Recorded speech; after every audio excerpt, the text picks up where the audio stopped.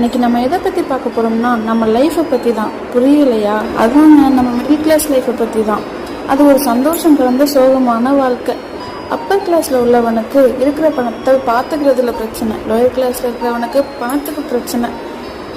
ஆனால் இந்த மிடில் கிளாஸில் இருக்கிறவனுக்கு காசு எப்படி வருது எப்படி போகுதுன்னே தெரியாது. சின்ன வயசுலேருந்து நம்ம சில விஷயங்களுக்கு ரொம்ப ஏங்கியிருப்போம் இல்லை?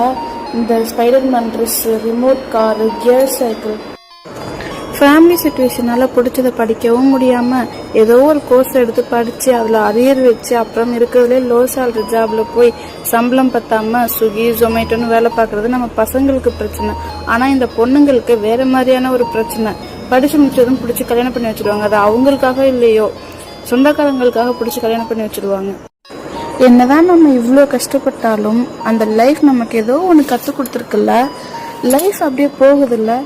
நம்ம பேஷனை பண்ண முடியாமல் இருந்தாலும் ஏதோ ஒரு வேலைக்கு போய் அதோட இன்கம் எடுத்து அந்த பேஷனில் போட்டு வெறித்தனமாக துரத்துறான்ல, அதுதாங்க கெத்து. யார் ஃபஸ்ட்டு ஓடுறாங்கிறது முக்கியம் இல்லை, யார் லாஸ்ட்டில் ஃபஸ்ட்டு வராங்கங்கிறது தான் முக்கியம். தோத்தாலும் ஜெயிச்சாலும்